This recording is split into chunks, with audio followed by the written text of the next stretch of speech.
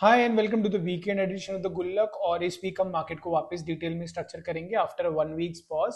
और उस week market में कुछ ज्यादा बड़े डेवलपमेंट्स हुए, जैसे कि मार्केट ने अपने निफ्टी 50 ने खासतौर पे अपने 50 वीकली मूविंग एवरेज को वापस रिक्लेम किया और 24,700 800 रेजिस्टेंस जो कि 25,000 से काफी करीब है उसके पास आ गया है। For a change we have seen that FIIs have turned net buyers. Marginal amount ही है बट सेलिंग प्रेशर कम हुआ है because of the profit booking in the South Korean markets and all the chip stocks and everything, और एक anti AI trade जिसको बोला जा रहा है उसकी वजह से। और बाकी अगर देखेंगे तो हम देख रहे हैं कि निफ्टी का जो ब्रेड्थ है वो भी इंप्रूव हुआ है काफी सिग्निफिकेंटली, और वो थोड़ा टॉप एंड पे आ गया है। क्या यहाँ से निफ्टी को किस और ट्रिगर की जरूरत है to take out the 25,000 mark, इसको भी डिटेल में डिस्कस करेंगे along with the two very important stories.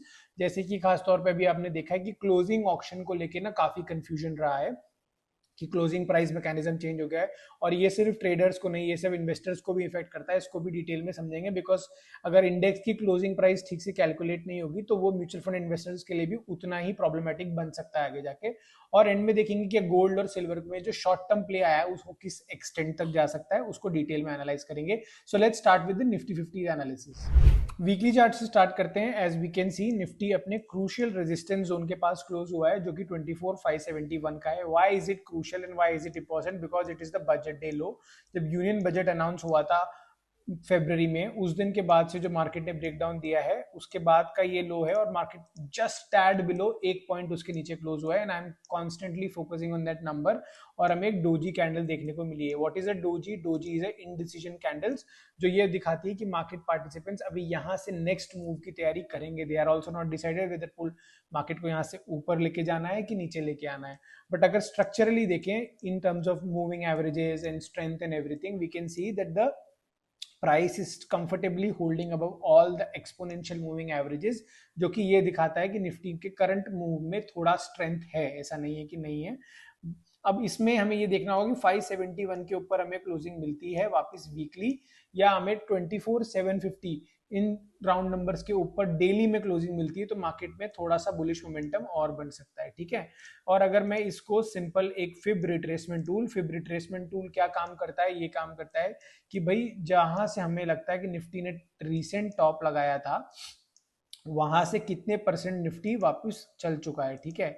अभी मैं 1 मिनट के लिए यहाँ पे ड्रॉइंग्स हटाऊं तो आपको ये देखने को मिलेगा कि निफ्टी ब्रॉडली अपने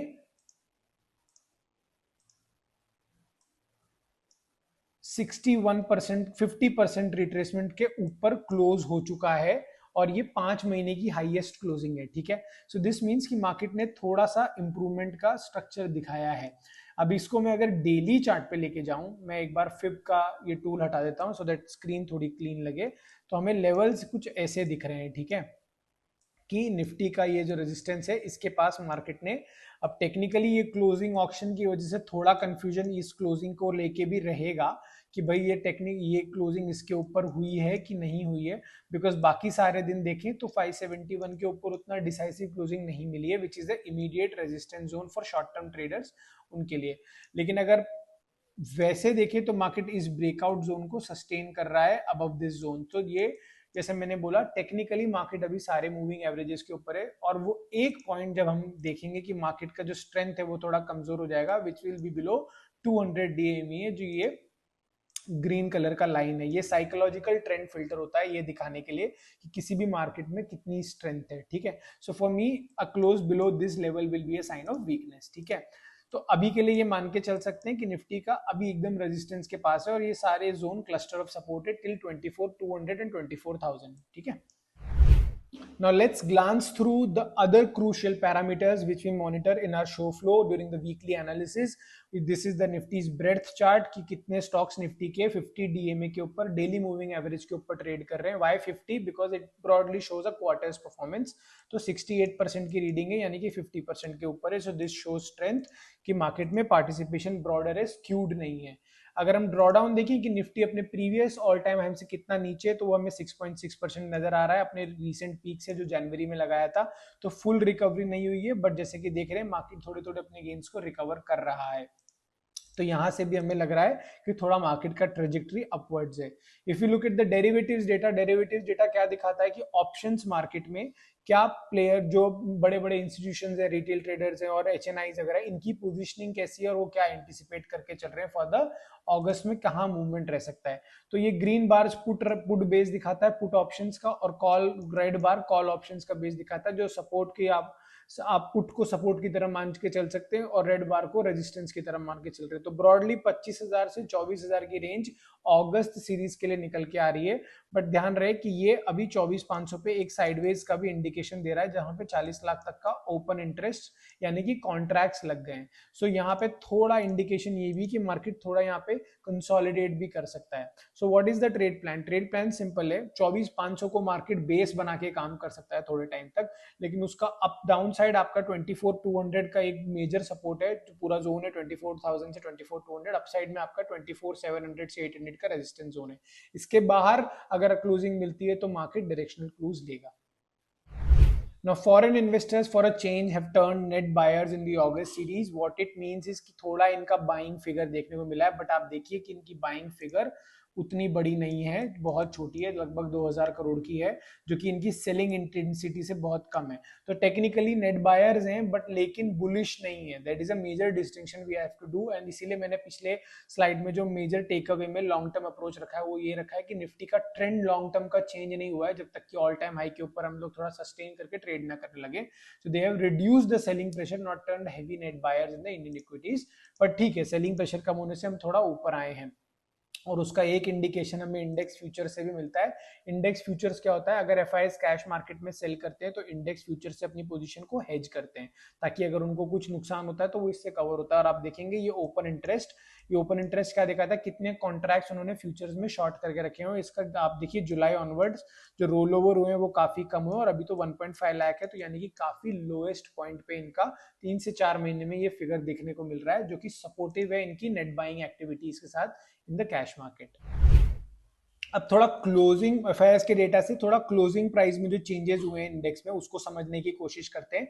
अभी क्या हुआ है निफ्टी में, और निफ्टी में क्या ब्रॉडली एनएससी और बीएससी में हम देखेंगे कि जो क्लोजिंग प्राइस का जो सेटलमेंट होता था ना, आपको सिंपल भाषा में बताता हूँ कि पहले क्या होता था, 3 बजे से 3:30 बजे तक एक volume weighted average price V वैप जिसको बोला जाता है, उसके तहत आपको एक क्लोजिंग प्राइस मिलती थी, जो कि एक फाइनल सेटलमेंट होता था कि एवरेज प्राइस और 3 से 3:30 के बीच में जो ऑर्डर डले उसका एक निकालते थे, और उसके बेसिस पे आपको क्लोजिंग मिल जाती थी। उसके बेसिस पे आपको डेली क्लोजिंग मिलती थी, डेटा मिलता था, आपके इंडेक्स की एनएवी कैलकुलेट होती थी, और आपके ऑप्शंस के सेटलमेंट होते थे और फ्यूचर्स के सेटलमेंट होते थे।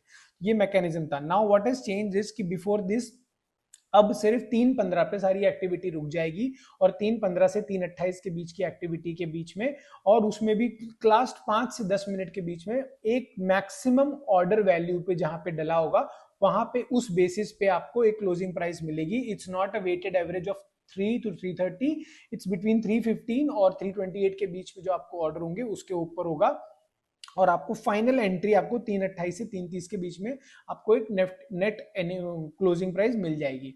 नाउ वन क्लोजिंग प्राइस, ये तो मैंने इसलिए लिखा है कि भाई थोड़ा उसमें प्रॉब्लम्स हो रही हैं, कि जो कि ब्रॉडली जो इसको CAS बोला जाता है, क्लोजिंग ऑक्शन सिस्टम, जो कि अच्छा है फॉरेन प्रैक्टिसेस के लिए, for tracking error, reducing the tracking error of index funds, और इनके लिए बहुत अच्छा है।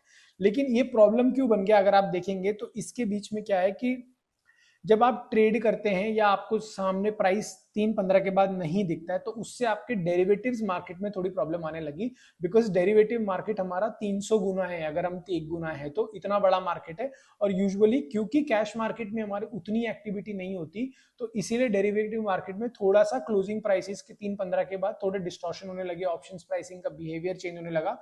और इनिशियली तो इंडेक्स की जो settlement price I low volume होने के कारण, उसमें भी हमें प्रॉब्लम देखने को मिली कि क्लोजिंग ऑक्शन सिस्टम में जिस तरह का मार्केट पार्टिसिपेंट्स की उम्मीद थी उतना वॉल्यूम ही नहीं आया। अगर आप एवरेज ऑर्डर वैल्यू देखेंगे कि 3 से 3.5 के बीच में कितने सौदे होते थे, तो वो लगभग 8 से 10,000 करोड़ की वॉल्यूम होती थी, जो पिछले कुछ दिनों में 1200-1500 करोड़ के बीच में ही रह गई।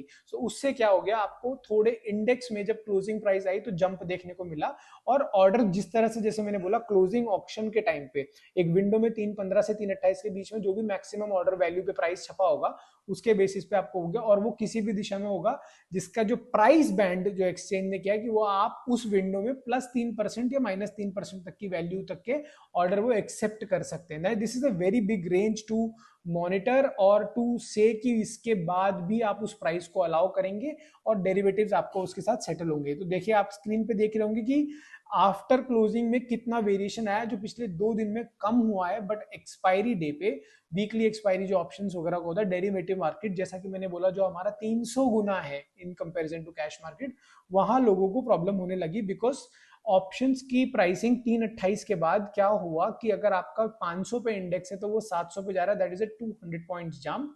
और आप अगर मान के चलिए कि इंडेक्स के 7 हेवी वेट कॉन्स्टिट्यूएंट्स में कुछ आपको 100 पॉइंट तक की भी मूवमेंट मिल जाती है CAS के इंप्लीमेंट होने के बाद, लाइक 3.5 के बाद, तो क्या होगा जो आपके options out of the money होते हैं, यानी कि अगर निफ्टी 24,500 पे ट्रेड कर रहा है और आपका कॉल ऑप्शन 24,600 पे है और पुट ऑप्शन 24,300 पे, तो 24,500 600 के ऊपर जो भी कॉल ऑप्शन है वो ड्रामेटिकली शूट कर जाएंगे because indicative price is not reflected on the trading terminal की क्लोजिंग कहां होने वाली है। Everybody is in the blind.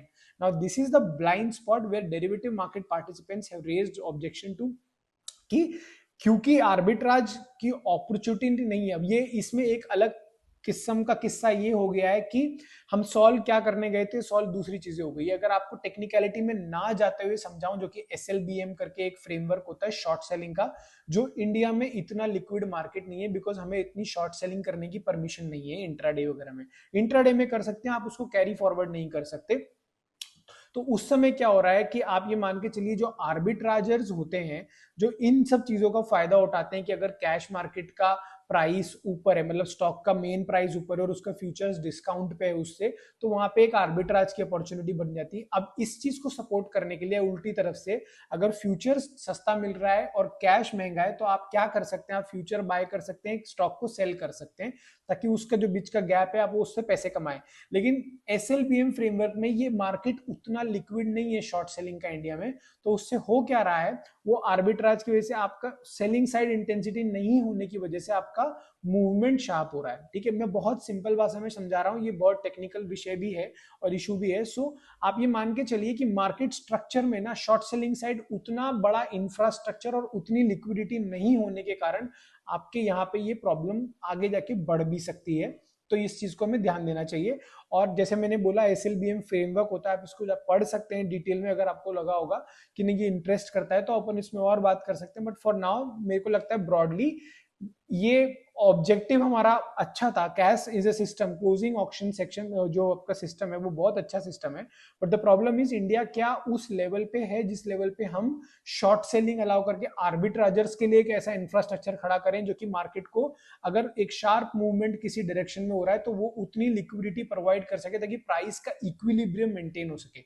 So we have to keep in mind like that. Now from the most debated and discussed topic of closing auction system, let's discuss कि इस week की सबसे 2 बड़ी इंपॉर्टेंट खबर क्या थी। अभी यहाँ से गोइंग फॉरवर्ड हम इसको भी डिस्कस किया करेंगे। था पहला तो RBI ने अपनी रेट्स को स्टेबल रखा है, 5.25% पे ही आपकी इंटरेस्ट रेट है, यानी कि ये सारे सेक्टर्स जो बैंक्स है, रियल एस्टेट है, NBFCs है और जितने भी हमारे इंटरेस्ट रेट सेंसिटिव सेक्टर्स है उनके लिए पॉजिटिव खबर है। खासतौर पे ऑटोज और फेस्टिव सीजन आ रहा है आपका दिवाली वाला, तो ये उस तरह के लिए एक बेनिफिशियल रहेगा। ये बड़ी खबर थी कि इंटरेस्ट रेट में कोई चेंज नहीं हुआ डिस्पाइट क्रूड वॉलेटिलिटी, क्रूड में जो वॉलेटिलिटी थी।